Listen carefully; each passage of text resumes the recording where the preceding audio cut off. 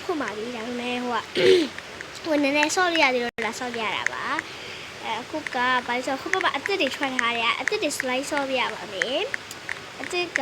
ဒီဘောနော်ဒီဟိုအဲ့ဒီဥစ္စာအရင်လေးဆော့တယ်မှာမတူတာအဲ့ဒါလေးခင်းရအောင်အရင်လေးဆော့ပြပါမယ်ပြီးကြရင်အဲ့ခင်းရဘူးဝိုင်းနော်ပြီးပါပြီနော်ပြီးအောင်တော့ဆော့ပြပါတော့ပါဘူးဒါပေမဲ့ဂျူလီယာအကောက်ကိုဂျူလီယာရဲ့အကောက်ကို like subscribe လေးလုပ်ခဲ့ကြပါဦးနော်ဂျူလီယာက like နေပြီးတော့ subscriber လေးနေပါတယ်ဂျူလီယာကိုရှိသူကလည်းနေပါတယ်နော်အားကြောင့်ဂျူလီယာတောင်းဆိုပါတယ်ဂျူလီယာက grade 4ပါအရှိဗီဒီယိုမှာတော့လည်းပြောရပါတယ်အခုကထပ်ပြောပြတာပေါ့နော်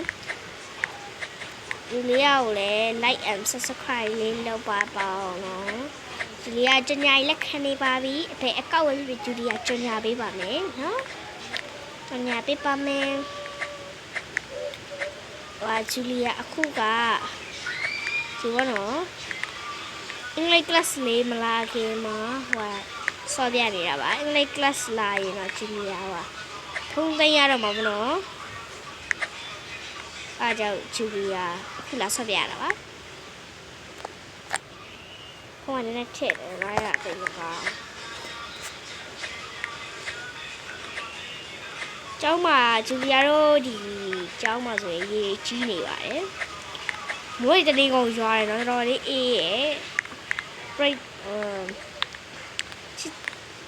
အကုန်လုံးအားလုံးပဲဒီဝီရီယာနဲ့နေကြပါဟိုကကျောင်းနေရပြန်ဖွင့်နေပြီနော်ကျမတို့ကျောင်းတော်ကတဲဖို့လို့ဒီတော်တော်လေးမလက်ကဆိုရင်ကျမတို့ရဲ့ဒီခြေသလုံးသားတော့မရဘူးခုခြေသလုံးတော့ရရှင်တို့ကျောင်းနေရောလို့လဲဆိုတာ comment အောင်လေးမှာရေးပေးသွားပါဦးနော်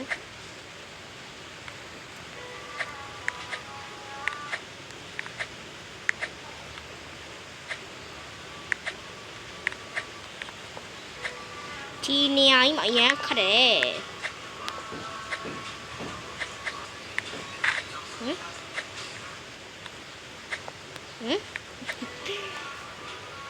1 minute